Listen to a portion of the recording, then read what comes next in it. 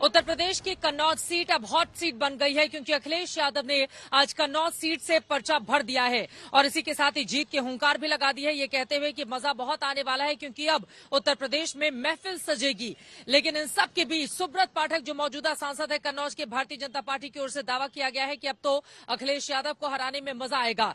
कन्नौज ये वही सीट है जिसको लेकर समाजवादी पार्टी की ओर से पहले तेज प्रताप यादव के नाम का ऐलान किया गया। हालांकि 24 घंटे में अपना उम्मीदवार बदलते हुए अखिलेश यादव खुद ही मैदान में उतर आए। ये वही सीट है जहां पर 1998 से लेकर 2014 तक लगातार समाजवादी पार्टी जीतती रही। 99 में खुद मुलायम सिंह यादव जीते। साल 2000 से लेकर 2012 तक अखिलेश यादव यहां से सांसद बने रहे। 2012 में जब वो यूपी के मुख्यमंत्री बने तो फिर उनकी पत्नी डिंपल यादव ने उपचुनाव जीता, 2014 जीता। लेकिन 2019 में सुब्रत पाठक ने इस सीट से समाजवादी पार्टी को, डिंपल यादव को बुरी तरह से मात दी थी। अब की बार की बिसात क्या कहेगी, ये बड़ा सवाल बना हुआ है। लेकिन जीत की हुंकार अभी से दोनों तरफ से लगाई जा रही है। ये रिपोर्ट देखिए।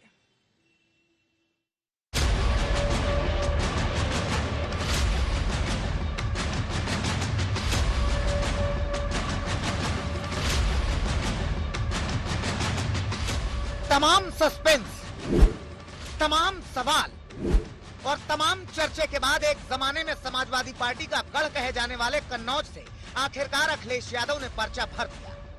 यहाँ के अपने कार्यकर्ता साथी जिन्होंने मुझे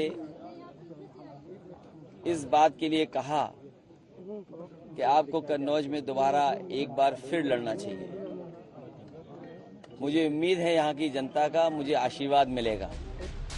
अखिलेश को भरोसा है कि एक बार फिर समाजवादी साइकिल कन्नौज में दौड़ेगी, मगर पीएम मोदी अखिलेश के परिवारवाद पर करारा प्रहार कर रहे हैं। यूपी में सपा को अपने परिवार के बाहर का एक भी यादव ऐसा नहीं मिला जिसे वो टिकट दे सके। यहां बदायूं हो, मैनपुरी हो, कन्नौज हो, आजमगढ़ हो, फिरोजाबाद हो, सब जगह एक ही परिवार के सदस्यों को टिकट मिला है। ऐसे लोग हमेशा सिर्फ अपने परिवार का ही भला करेंगे। बीजेपी दावा कर रही है कि कन्नौज में बीजेपी ही जीतेगी। हम लोग तो यही मान रहे थे कि श्री अखिलेश यादव जी ही कन्नौज से लड़ेंगे। अब जरा चुनाव में मजा आएगा, अब कमल खिलाने में मजा आएगा, भाजपा को जिताने में मजा आएगा और श्री अखिलेश यादव जी को हराने में मजा आएगा। बीजेपी कह रही है कि अखिलेश को हराने में मजा आएगा, मगर समाजवादी पार्टी कह रही है कि सुब्रत पाठक हर हाल में हारेंगे। सुब्रत पाठक को बदल देते तो हल्का सा होता, सुब्रत पाठक को तो कोई वोट देगा ही नहीं। वो इतना अशिष्ट उम्मीदवार बीजेपी तो, लेकिन दुखद बात यह है कि जो जितना गाली दे, जो जितनी अशिष्टता करे, बीजेपी के नेतृत्व को लगता उतने ही लोकप्रिय हैं। समाजवादी पार्टी का कन्नौज में सिक्का चलता था, मगर 2019 में सुब्रत पाठक ने इस सीट पर सेंध लगा दी। उन्होंने डिंपल यादव को हराया था। अब मुकाबला अखिलेश से है और दोनों ताल ठोक रहे हैं। मैच रोचक होना चाहिए। अगर तेज प्रताप लड़ते तो मैच होता भारत और नेपाल के बीच में, अब मैच है भारत और पाकिस्तान के बीच में, तो स्वाभाविक है कि जब वर्ल्ड कप में हमेशा भारत जीतता है। नहीं तो भारत कौन है, पाकिस्तान कौन है? क्या आप हम स्वाभाविक है, हमारी सोच भारतीय है, हम लोग और इनकी सोच पाकिस्तानी। पाकिस्तान माने कोई देश नहीं, पाकिस्तान माने एक सोच, आतंकवाद, भ्रष्टाचार, बेईमानी, नफरत, लूट। तो ये इस प्रकार की सोच है, तभी तो माफिया के घर जाते हैं। माफिया घर पर जाकर कब्र पर फातिया पढ़ते हैं। क्यों जाते हैं भैया? ये घबराए हुए लोग हैं, डरे लोग। कभी पहलवान को देखा आपने? जब वो पहलवान कुश्ती हारने लगता है तो हारता हुआ पहलवान क्या ना करे, कभी लंगोट खींचता है, कभी काटने लगता है। अरे जो पहलवानी करे उनसे पूछो। जो पहलवान हारने लगता है फिर वो छटपटाता है, वो भागता है।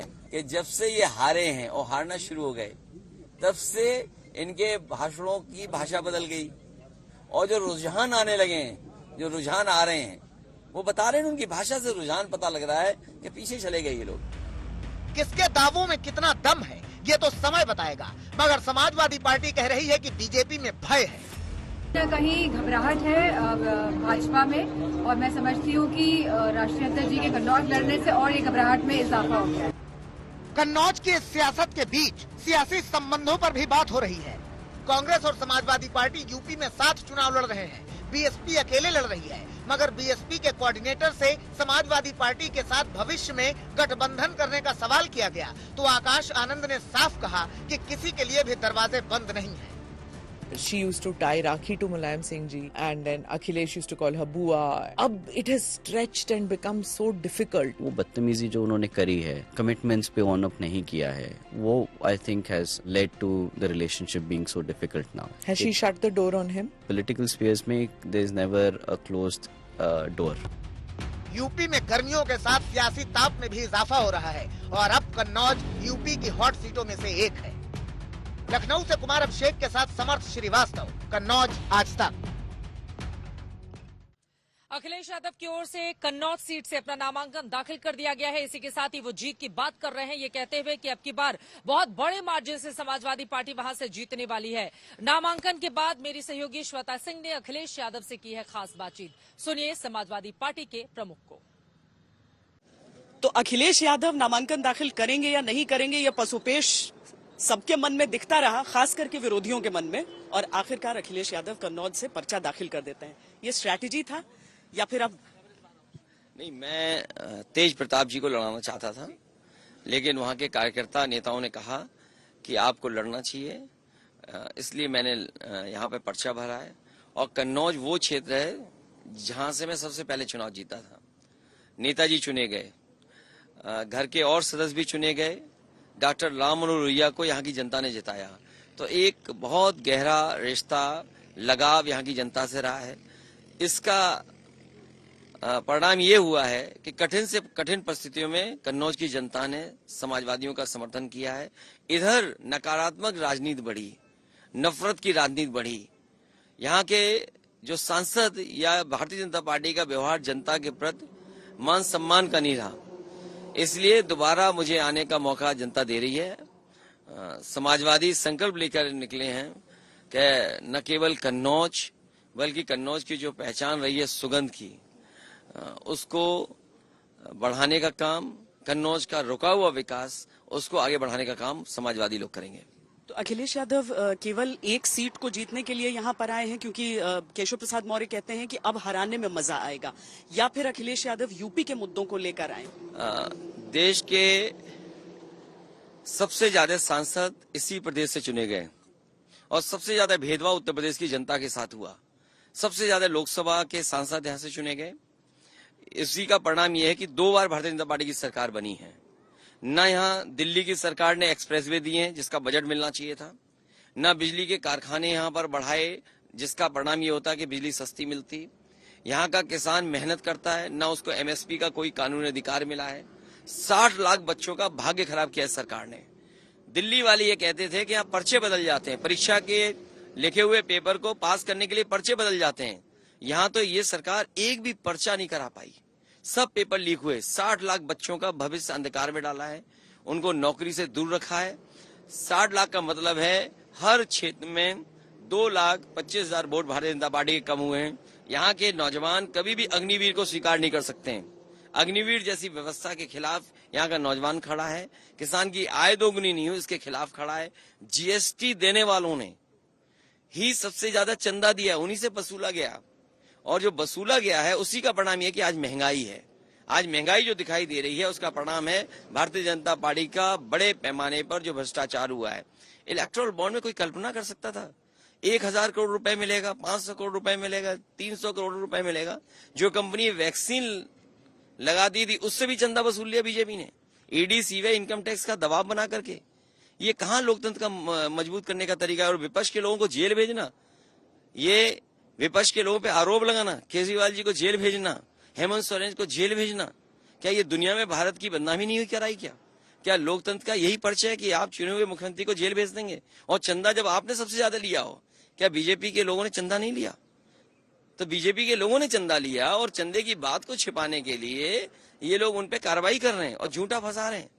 प्रधानमंत्री ने कहा है आपके नामांकन के साथ ही कि पूरे उत्तर प्रदेश को अगर देख लें तो चाहे कांग्रेस हो चाहे समाजवादी पार्टी, वो केवल परिवार के लोगों को ही सीट देती है टिकट, क्योंकि वो पूरी सूची नहीं पढ़ते हैं। और अगर देश के प्रधानमंत्री पीडीए की बात को नहीं सुन रहे हैं तो उनकी मन की बात को कौन सुनेगा। और इस बार पीडीए और उत्तर प्रदेश की जनता मन की बात नहीं सुनना चाहती, वो संविधान की बात सुनना चाहती है और संविधान को बचाने के लिए वोट डालने जा रहे हैं। जो लोग ये कह रहे हैं कि 1 नेशन 1 इलेक्शन, हो सकता है कि इलेक्शन ही ना हो, आखिरी इलेक्शन हो ये।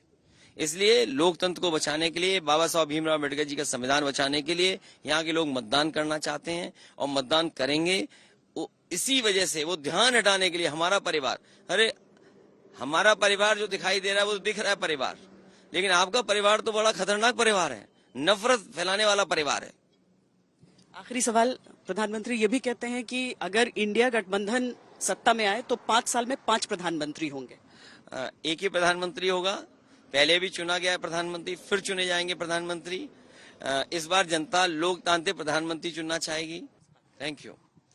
कैमरा पर्सन सैयद मोहसिन के साथ श्वेता सिंह, कन्नौज, आज तक।